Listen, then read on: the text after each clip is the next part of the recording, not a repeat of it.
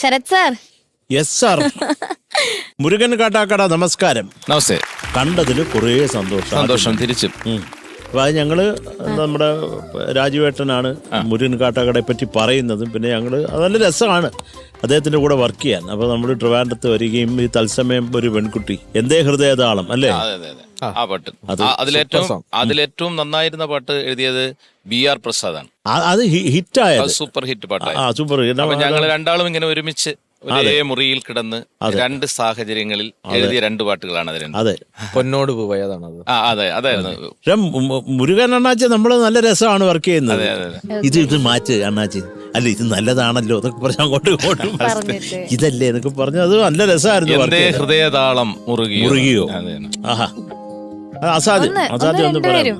രണ്ടുപേരും കൂടെ ഒന്നിച്ച് പാടാണ്. അല്ലേ, ഞങ്ങൾ അടിയാ. ഞാൻ എങ്ങനെ പാടുന്ന ആളല്ല, എനിക്ക് സംഗീതം അറിയില്ല. ഞാൻ ചുമ്മാ മുരുകൻ പാടുന്ന ആളാണ്. കവിത അദ്ദേഹം ചൊല്ലുന്ന പോലെ, ഈ കവികള് കവിത ചൊല്ലുന്ന പോലെ ആർക്കും പറ്റത്തില്ല. ഇപ്പൊ ഒരു കമ്പോസർ പാടുമ്പോ ഉള്ള ഒരു ഫീൽ ഉണ്ടല്ലോ, അത് വേറെയാണ്. അതായത് ശരത്, അത് നമ്മള് ഇവർ കവി എന്ന നിലയിൽ ഇപ്പൊ നമ്മള് ഇത് പോരാന്നൊരു തോന്നലുണ്ടാവും എഴുതി കഴിയുമ്പോൾ.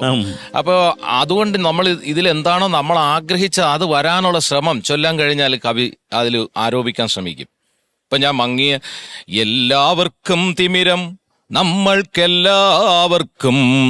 എല്ലാവർക്കും തിമിരം, നമ്മൾക്കെല്ലാവർക്കും തിമിരം, മങ്ങിയ കാഴ്ചകൾ കണ്ടു മടുത്തു, കണ്ണടകൾ വേണമെന്ന് പറഞ്ഞാൽ മതി, അത് കവിതയായി. പക്ഷെ എന്തോ ഒരു കുറവുണ്ടെന്നൊരു തോന്നൽ എൻ്റെ ഹൃദയത്തിലുള്ളതുകൊണ്ട് അതും കൂടെ ഇതിനകത്ത് ഉണ്ടാകണമെന്നൊരു തോന്നൽ വരുമ്പോഴാണ് നമ്മൾ മങ്ങിയ കാഴ്ചകൾ കണ്ടു മടുത്തു എന്ന് ചൊല്ലുന്നത്, കണ്ണടകൾ വേണം എന്ന് ചൊല്ലുന്നത്. അത് കവിക്ക് തന്നെ ചൊല്ലാൻ കഴിഞ്ഞാൽ ആ ഒരു എന്താണോ കവി ആഗ്രഹിച്ച ഭാവം ആ വാക്കുകളിൽ അല്ലെങ്കിൽ അക്ഷരങ്ങളിൽ സംഭവിക്കുക തന്നെ ചെയ്യും. അതാ ആ വ്യത്യാസം ഇവിടെ വരുന്നുള്ളൂ. ഇതൊക്കെ നമ്മൾ എത്രയോ തവണ കേട്ടിട്ടുണ്ട്. ഇപ്പം അദ്ദേഹം അതുപോലെ അദ്ദേഹം ഈ വരികൾ ഇങ്ങോട്ട് പറഞ്ഞു തരുന്നവരെ നല്ല രസമാണ്. ഇപ്പം എൻ്റെ ഹൃദയതാളം മുരുകൻ ഞാൻ പറയുന്ന പോലല്ല മുരുകന് കാട്ടാക്കട പറയുന്നത്, കേൾക്കാൻ തന്നെ അതിനൊരു സുഖമാണ്. അതിന് എനിക്ക് കുറേ ഇഷ്ടമുള്ളൊരു പാട്ടാണ്. കാര്യം മധു അസാധ്യമായിട്ട് പാടിയിട്ടുണ്ട്, ഗംഭീരമായിട്ട് പാടി. ഒരു സന്തോഷം. ഞാൻ സാറിനെ ഒരിക്കൽ ട്രിവാൻഡ്രത്ത് ഒരു പ്രോഗ്രാമിന് കണ്ടായിരുന്നു. അതെ, ഞങ്ങൾ ഒരുമിച്ചുണ്ടായിരുന്നു അന്നാണ്. അതിനുശേഷം പിന്നെ ഇപ്പഴേ കാണും. സന്തോഷം. അദ്ദേഹത്തിനോട് വർക്ക് ചെയ്യാൻ പറ്റിയിട്ടില്ല, എന്നെങ്കിലും ആഗ്രഹിക്കുന്നു. നടക്കട്ടെ. എന്തായാലും ഒരുപാട് സന്തോഷം സാർ, സൂപ്പർ സ്റ്റാറിന്റെ വേദിയിൽ വന്നതിന്. Thank you sir. ആദ്യം തന്നെ welcome to super star. Thank you sir. എനിക്ക് തോന്നുന്നു ഈ വേദിയിൽ ആദ്യമായിട്ടാണ് തോന്നുന്നു ഒരു കവി വരുന്നല്ലേ. അപ്പൊ അതിന്റെ ഒരു ഫ്രഷ്നെസ് ഉണ്ട്. എനിക്ക് കവിത ചൊല്ലുന്ന കേട്ടപ്പോ എനിക്ക് നേരെ അനിലേട്ടനെയാണ് എനിക്ക് ഓർമ്മ വന്നത്. അനിൽ പനച്ചുര. അതെ.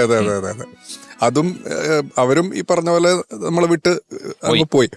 പക്ഷെ അദ്ദേഹം ഈ പറഞ്ഞ പോലെ എനിക്ക് വേണ്ടി 2-3 വർക്ക് ചെയ്തിട്ടുണ്ട്. അപ്പൊ ആ സമയത്തൊക്കെ പുള്ളി വന്ന് ഇരുന്നിട്ട്, കാരണം രണ്ടും, അതായത് ആ കാലത്ത് നടക്കുന്ന മെയിൻ ഇഷ്യൂസ് വെച്ചിട്ടുള്ള കവിതകളും ഉണ്ടാവും, തീർച്ചയായിട്ടും. നേരെ മറിച്ച് ഇപ്പുറത്തെ ജിമിക്കി കമ്പലും എഴുതും.